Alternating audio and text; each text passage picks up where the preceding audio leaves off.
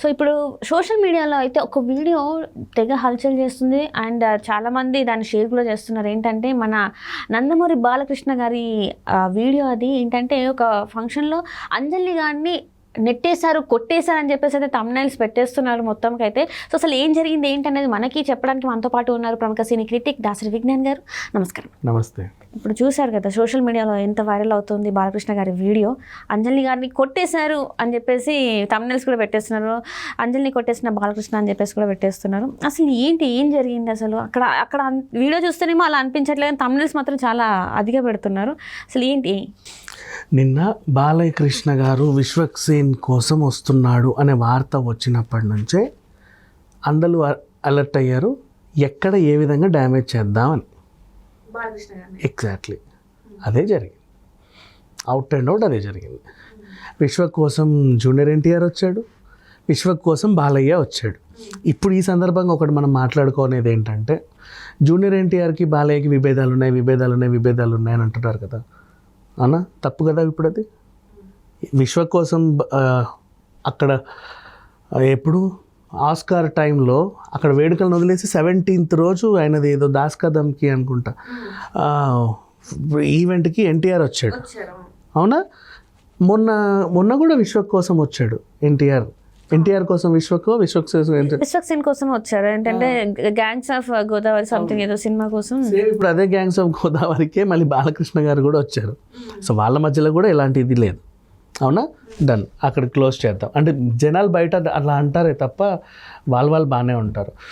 And ఇంకొకటి, మొన్న NTR flexi తొలగించమని Balayya చిరాకు పడ్డాడు అన్నారు చూస్తే, దానికి కూడా కన్క్లూజన్ ఏంటంటే స్వాగతం సుస్వాగతం అని పెట్టారు అక్కడ. ఎవరైనా కార్యక్రమం ఏంటి, నువ్వు స్వాగతం సుస్వాగతం అని పెట్టడం ఏంటని చెప్పి ఆ ఫ్లెక్సీ తీసేయండి అన్నాడు. అందులో ఎన్టీఆర్ బొమ్మ ఉంది అంతే. ఎన్టీఆర్ బొమ్మను తీయమని అల్లా, పెద్ద మనిషిలాగా, తెలుగు తెలిసిన మనిషిలాగా, సంస్కారం తెలిసిన మనిషిలాగా ఏమన్నాడు, తీసేయండి అన్నాడు అంతే. దాన్ని వీళ్ళు ఇంకో రకంగా ట్రోల్ చేస్తారు. అఫ్కోర్స్ ఆ విషయం వాళ్ళకి బాగా తెలుసు కాబట్టి దే ఆర్ హ్యాపీ. నెక్స్ట్ ఇప్పుడు నిన్న జరిగిన ఈవెంట్ కావాలని టార్గెట్ చేశాను. ఎందుకు చెప్తున్నానంటే, ఆ వీడియో తీసిన వాడు ఎక్కడో ఉన్నాడు, జూమ్ చేసి బాటిల్ మళ్ళీ అలా బాలకృష్ణ, మళ్ళీ బాటిల్ అలా బాలకృష్ణ చూపించాడు, అవునా?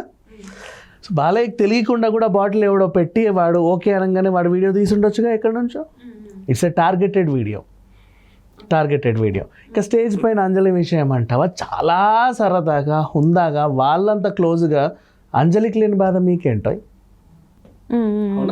అంటే తను రెస్పాండ్ అయ్యి, ఒకవేళ అది నిజంగానే ఒక నెగిటివ్ లాగా అయితే తను రెస్పాండ్ అయ్యేది కదా. అంజలి ఇమీడియట్ తను షార్ప్, వెంటనే రెస్పాండ్ అవుతుంది, అవ్వదా?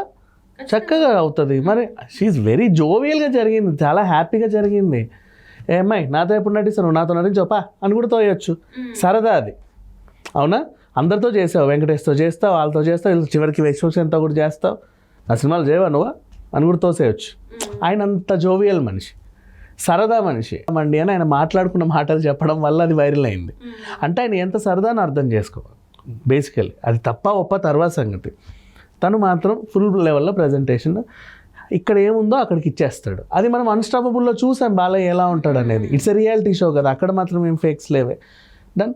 సో అలా చూసుకుంటే ఇది టార్గెటెడ్ వీడియో, మందు బాటిల్ది ఎవడో పెట్టాడు. అండ్ ఇంకా ఇప్పుడు బేసిక్ కామన్ సెన్స్, బాలయ్య లాంటి మనిషి అంతమంది ఉన్న సినిమా ఈవెంట్లు అండ్ ఈవెంట్ అంటే ఎన్ని కెమెరాలు వస్తాయి, ఎన్ని ఛానల్స్ వస్తాయో తెలిసినాడు.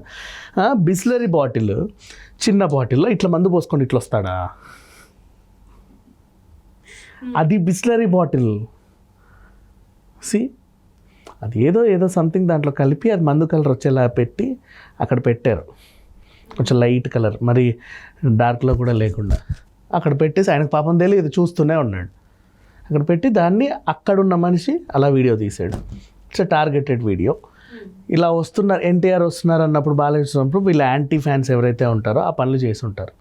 అంతకు మించి ఇంకా అంటే ఇప్పుడు ఎలక్షన్స్, ఇప్పుడు పోలింగ్ అయిపోయింది ఏపీలో, మళ్ళీ రిజల్ట్స్ కూడా వచ్చే టైం ఇది June 4th. సో ఏదన్నా బ్యాడ్ చేయడానికి ఏమన్నా చేశారా? అంటే పాలిటిక్స్ వైజ్ అంటారా? లేకపోతే అంటే ఎలక్షన్స్ ఉన్నా లేకున్నా బ్యాడ్ చేయాలనుకున్నవాడు ఎప్పుడైనా బ్యాడ్ చేస్తాడు. ఇంకా సింపుల్గా చెప్పాలి అంటే, ఇప్పుడు ఎన్టీఆర్ సినిమా నడుస్తుంది, లోపలికి ఎన్టీఆర్ ఫ్యాన్స్ వచ్చి కుర్చీలు ఇరగొట్టి స్క్రీన్ తగలబెట్టారనే వార్త మనం చదువుతాం. వాళ్ళని ఎన్టీఆర్ ఫ్యాన్స్ అనే ఎందుకు అనాలి? అవును, ఎట్లా అవుతారు అసలు? ఎన్టీఆర్ ఫ్యాన్స్ అయితే ఎందుకు సినిమాలు అలా చేస్తారు? అలా బయట వాళ్ళు కావాలని రచ్చ చేసిపోతారు, అది వీళ్ళ అకౌంట్లో పడుతుందని వాళ్ళకి తెలుసు ఆల్రెడీ.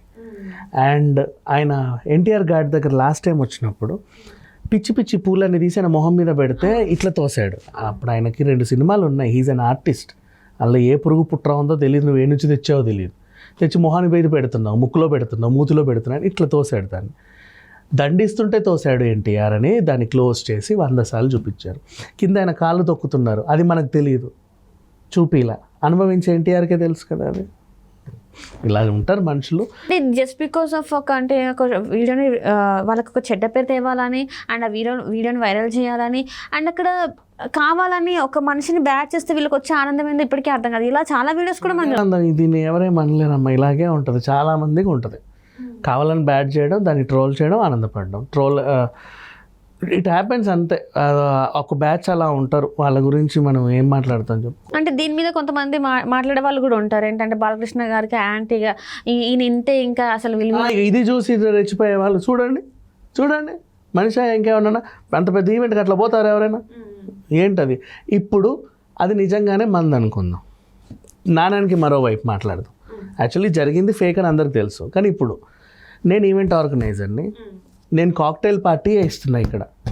ఇప్పుడు అక్కడ మందు గ్లాస్ ఉండడం తప్ప, నేను ఇచ్చిందే కాక్టైల్ పార్టీ ఈవెంట్. నువ్వు వచ్చింది నా ఈవెంట్కి, అంతేనా?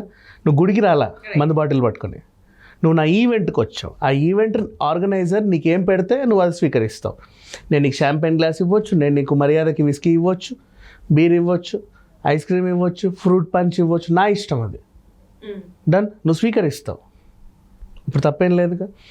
అక్కడ ఆయన తాగినా కూడా తప్పు లేదు బేసికలీ చెప్పాలంటే, కానీ తన పని చేయలే.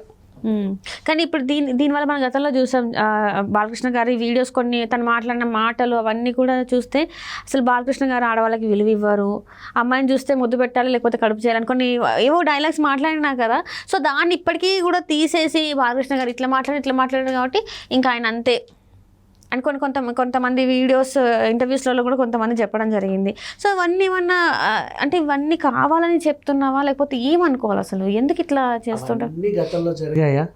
అన్నీ జరిగినా కూడా అన్స్టాపబుల్ 2 ఎంత పెద్ద హిట్ అయింది అనేవాళ్ళు అంటానే ఉంటారు, కానీ బాలయ్య స్టేటస్ మాత్రం పెరుగుతానే ఉంటుంది. ఇంకా ఒకటి చెప్పనా, మ్యాన్సన్ హౌస్ అని ఎగతాళి చేసేవారు బాలకృష్ణని.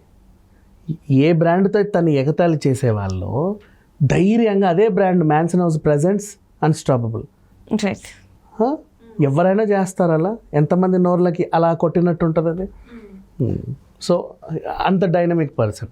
సో నువ్వు ఎన్ని రాళ్ళు వేసినా ఎంత బురద జల్లినా